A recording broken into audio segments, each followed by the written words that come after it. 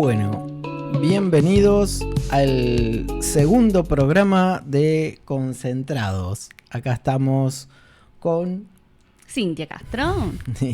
y bueno, ya nos conocemos. Ya nos Gustavo conocen. Sánchez. Qué lindo, segundo programa. Sí, segundo programa con algunos desperfectos, así que estamos saliendo en una grabación porque en vivo fue bastante difícil lograrlo. Bueno, en primer lugar queríamos decir que en la primera oportunidad hablamos sobre las propiedades con respecto a que era importante de tener una escritura cuando tenemos un contrato de compra-venta y todo lo que involucraba tener legalmente una propiedad. Hoy vamos a hablar de lo que es la diferencia de eso que significa una posesión. ¿Querés arrancar? Lo habíamos dejado pendiente para este segundo programa. Bueno, hoy vamos a arrancar con una pregunta fuerte. ¿Sí? ¿Alguien puede quedarse en tu casa, ¿sí? Si no es el propietario? ¿Si no es el dueño? Aunque sea increíble, en Argentina la respuesta puede ser que sí. Pero no es magia, no toma ilegal simple. Se llama usucapión o prescripción adquisitiva legalmente. O sea que me voy 20 años y cuando vuelvo, si yo no estoy, ¿la otra persona es el dueño? En realidad es un tema distinto, porque si abandonaste completamente el inmueble y otra persona lo poseyó pública, pacífica e interrumpidamente, que significan los 3 puntos claves, se puede iniciar o dar lugar a un juicio de usucapión. Bueno, entonces vamos a hablar qué es una posesión versus la propiedad, ¿no es cierto? Vamos a diferenciar puntos claves. Bien. ¿Sí? Posesión es tener y usar un bien como si fuera propio.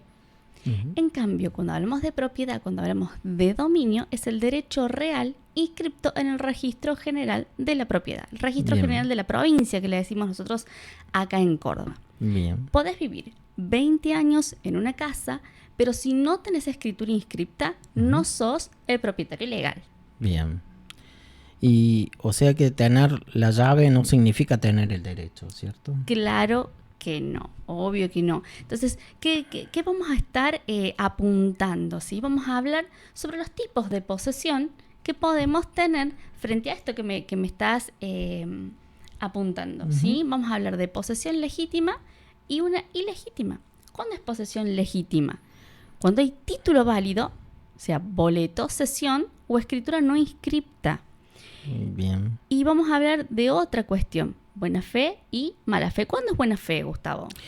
Y creo que hay justo título, pero falta de inscripción. Claro. Ejemplo, compraste con un boleto y nunca lo escrituraste. ¿Y de mala fe? Y cuando vos sabés que no es tuyo, pero igual lo ocupás y no tenés ninguna documentación. O sea, de parte del dueño nadie te dio un acuerdo. O sea que turbaste la propiedad, abriste la puerta y te metiste, ¿sí? Entonces, ¿acá qué es lo que arranca? El famoso juicio de usucapión. Sí, y claramente la usucapión está regulada por el Código Civil y Comercial. Tiene 2 vías. Primero, con ese acuerdo que decíamos recién, que puede ser con un boleto que a lo mejor se falleció el titular o algo y consideramos un título y buena fe, o 20 años, que significa sin tener ninguna documentación de la propiedad. O sea, vía corta y vía larga, 10 años y 20 años, ¿sí? Ahora, en un caso de Córdoba, ¿sí? Porque esto pasa más de lo que creemos. Y estoy segura que en el estudio tuyo de arquitectura, tanto como en nuestra inmobiliaria, estos casos los vemos constantemente, que vienen a hacer consultas, ¿sí? Entonces, planteemos un caso acá en Córdoba. Planteemos uno, a ver. Y la mayoría serían los lotes que están en la periferia de la ciudad. Bien. Donde por algún motivo el dueño nunca regresó, se compró una propiedad y vivía en otra provincia o no pagó nunca los impuestos, nunca lo delimitó, o sea, nunca lo cercó. Entonces una familia entra en ese lugar, construye, paga el tributo, pone servicios y vive durante 20 años. Esos 20 años da lugar a poder iniciar ese juicio de usucapión. Entonces el que abandonó el bien, ¿sí? Quien se fue o quien falleció, que no tiene más acceso a la propiedad, ¿pierde el bien? Y en la medida que se prueben esos requisitos legales, sí. Y en caso de situaciones de herencia sin sucesión, ¿qué sucede? Y sería un ejemplo cuando una persona fallece, nunca se hace la sucesión, o sea, los herederos no lo hacen. O uno de esos herederos vive 30 años y los demás no lo reclaman. Entonces podría iniciar una prescripción contra esos coherederos. Bien, bueno, esto en los barrios de Córdoba es súper común, más común de lo que nosotros creemos, ¿sí? A ver, largame una pregunta, vamos con algo disparador para el público, vamos con algo disparador, sí, dale. Creamos una pregunta más picante. Dale. Si compraste un terreno, por ejemplo, solo para especular, sí. O sea, considerar que lo tenés para un bien y después das lugar a otra cosa, y lo dejaste vacío durante muchos años y no pagaste los impuestos, ¿es justo que el Estado te proteja eternamente? O sea, ¿crees que tenés todavía ese derecho de mantenerlo? Porque la propiedad en Argentina no es absoluta, tiene una función social. Pero también esto genera una inseguridad jurídica. Claro, nosotros siempre hablamos de que el bien tiene que estar dentro de la esfera de resguardo, ¿sí? El sistema hoy en día no es del todo claro porque cada una de las situaciones es particular, ¿sí? El mercado inmobiliario, el tráfico inmobiliario es constante, ¿sí? Es cambiante. Ahora, en Córdoba, ¿qué tenemos? Porque todo cambia, todo muta, las formas de vida, los lugares. ¿Qué tenemos hoy en día como realidad? Y hablamos de esos lotes ociosos en barrios cerrados, Bien. herencias sin sucesión, sí. Terrenos comprados en los 80 cuando habría gran auge de empresas inmobiliarias que vendían terrenos y nunca se regularizaron, siempre se compraron con ese boleto. Y mientras tanto el déficit habitacional que cada día crece más, la situación que ya conocemos, post pandemia sobre todo, y donde cada vez más hay una expansión urbana más desordenada, porque quien hace ciudad en definitiva no es solamente cada inversor, sino que los servicios y las infraestructuras es lo que más da lugar a eso. Entonces sí. te pregunto, bajo esta situación, ¿sí? ¿La ley castiga al propietario que se ausenta, ¿sí? O le da una nueva función al inmueble que deja de ser ocioso porque alguien interviene y empieza a generar un tributo, empieza a generar ganancias, ¿sí? Para el Estado? Sí. ¿Cómo es? Y un poco está asociado que si consideraríamos como pregunta para ustedes que se podría reducir ese plazo de 20 años para que no suceda esto, o el que ocupa merece ser el dueño de esta propiedad, esta propiedad es privada e intocable, o en definitiva tenemos esto que vos decís, un derecho que si no lo cuidamos, obviamente que lo vamos a perder. Y fundamentalmente entendiendo de que el derecho a la propiedad que está en la Constitución a veces no es necesariamente algo que se puede ejercer si lo abandonás, entonces se da lugar a que tributariamente otra persona pueda hacer uso de eso. El tiempo va a decidir en definitiva quién tenga una autoridad sobre eso, ¿no? O sea, quién sea realmente el merecedor de la propiedad. Bueno, entonces marcamos puntos importantes que estuvimos charlando. Tiene que estar el inmueble bajo la custodia, ¿sí? La esfera de custodia de uno, ¿sí? Tiene que ser la posesión pública, pacífica ininterrumpida. E ininterrumpida. O sea que no es una cuestión de que yo me retiro del inmueble o que constantemente tengo que estar en contacto con el mismo, ¿sí? Sino que tenemos que estar demostrando constantemente que le realizamos mejoras, que pagamos los servicios, ¿sí? O sea que tener título, tener una escritura, vamos a hablar, una escritura inscrita en el Registro General de la provincia, ¿hace que tu propiedad sea eterna? Y creo que ahí está el punto, en que en las obligaciones que tiene esa escritura están los tributos que tenemos que tener, por un lado provincial y municipal, porque cada porción de tierra tiene un servicio, ya sea de recolección, ya sea de toda la infraestructura que tiene una ciudad. Entonces, en esas obligaciones que están en esa escritura, si uno no tiene presente que uno tiene que cumplir lo mismo que si compraras un vehículo. O sea, si compras un vehículo también tenés que pagar impuestos.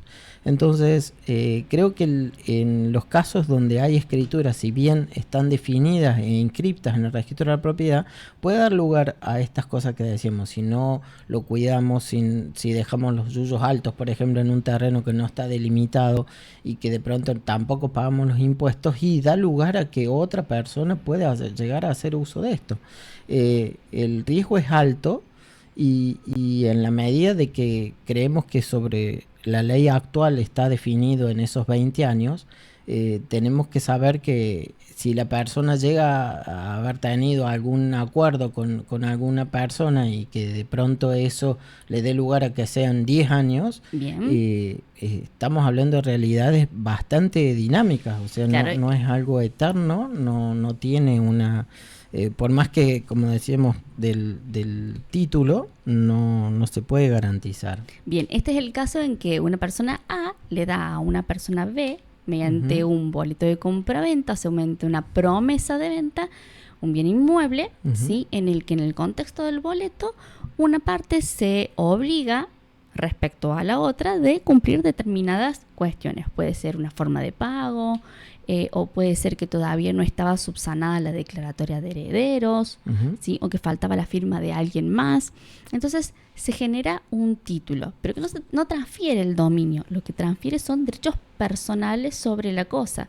O puede ser que venían ejerciendo ya la posesión y lo que transfieren son derechos posesorios. Qué importante es el registro de poseedores en este caso, ¿por qué?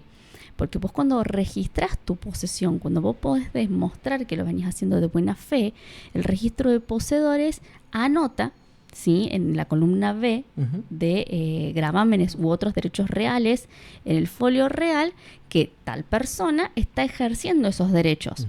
¿Sí? Y que lo hace mediante esta ley del registro de poseedores, mediante la ley del saneamiento de tierra. ¿Qué nos da fe de esto? De que la persona que nos está cediendo estos derechos posesorios es la persona que realmente los está ejerciendo. Porque si no teníamos boleto de boleto de boleto, o posesión sobre posesión y sobre posesión, y nunca terminaba el bucle, el espiral de quién estaba ejerciendo la posesión. Entonces, puntos a tener en cuenta: boleto de compraventa, registro de poseedores que conste inscrito en la matrícula, que sea pública, pacífica e ininterrumpida. Bien. Ok, entonces con esos puntos... Y creo que hay un punto más que tiene que ver con algo complementario a esto. Vale. Que se denomina plano de usucapión o plano de posesión. ¿Para qué sirve? Y en realidad es delimitar esa porción de uso que nosotros tenemos, que puede ser parcial o total sobre la parcela original. O sea, uno puede ocupar a lo mejor en una parcela dentro de una ciudad urbana, vamos a tener un límite que va a ser más reducido porque los lotes sobre el área más densamente poblada son de medidas de 300 metros, pero a veces en la periferia tenemos terrenos que son mucho más grandes, de 5.000 metros, por ejemplo, y en ese caso hay que hacer una delimitación de la porción que se ocupa como posesión. Bien. Y eso va a obligar a contratar un ingeniero agrimensor que va a hacer ese límite. Y acompañado obviamente con todo esto que hablábamos recién, con este juicio donde la sentencia de ese juicio es lo que va a permitir después hacer la inscripción. Bien, y tener el nuevo título ya a nombre de quien esté ejerciendo la posesión. O sea, nace un nuevo título, nace un nuevo derecho. Bien, exactamente, sí. Y bueno, eso es en definitiva lo que tenemos más claro en respecto de esto. Hay algunas especificaciones o situaciones como ejemplo que podemos decir. O sea, un caso muy típico que sería una casa abandonada durante muchos años y viene una familia, turba la puerta, ¿sí? Eso sería y entra. Entonces por esa vía vamos a ir por la vía larga. ¿Por qué? Porque no tenemos un título en el medio, no tenemos un boleto, ¿sí? O una cesión de derechos que nos habilite a haberlo tomado de buena fe. Entonces, si turbo el inmueble, si abro la ventana, si rompo la puerta, cambio las cerraduras, lo estoy haciendo de mala fe. Ahí está la diferencia. O sea, el tipo de fe mediante el cual obtenemos el bien, ¿sí?, va a delimitar cuál de las dos vías vamos a tener que tomar frente al juicio. Si vamos a hacerlo por una vía corta o si lo vamos a hacer por una vía larga. Sí. Entonces, dejamos abierto el preguntero, como decimos nosotros. Y más que todo, que ustedes nos digan qué creen de esto. O sea, nosotros no nos ponemos de un lado ni del otro. O sea, estamos en un punto medio donde creemos que sobre la ley existente es lo que hemos planteado. Y si creen realmente ustedes que esto es algo que sirve para todos, es algo que nutre un poco la ciudad a nivel social, a nivel de recursos, creen que es algo lógico y bueno, pensamos de alguna manera que al no ponernos de un extremo estamos diciendo lo que es, ya sea por la persona que tuvo la propiedad y no la cuidó, o por la persona que no tiene propiedad y necesita, o la persona que compró de buena fe, pero se vencieron los tiempos y falleció la persona que le vendió. Entonces son tres instancias diferentes que nosotros explicamos.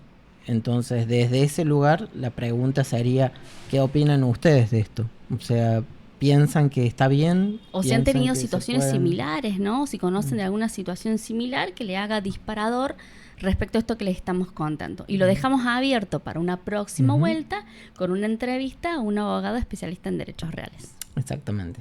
¿Listo? Bueno. Entonces nos vemos el próximo Nos programa. vemos. Muchas gracias. Gracias. Adiós. Chau, chau. Chau, chau.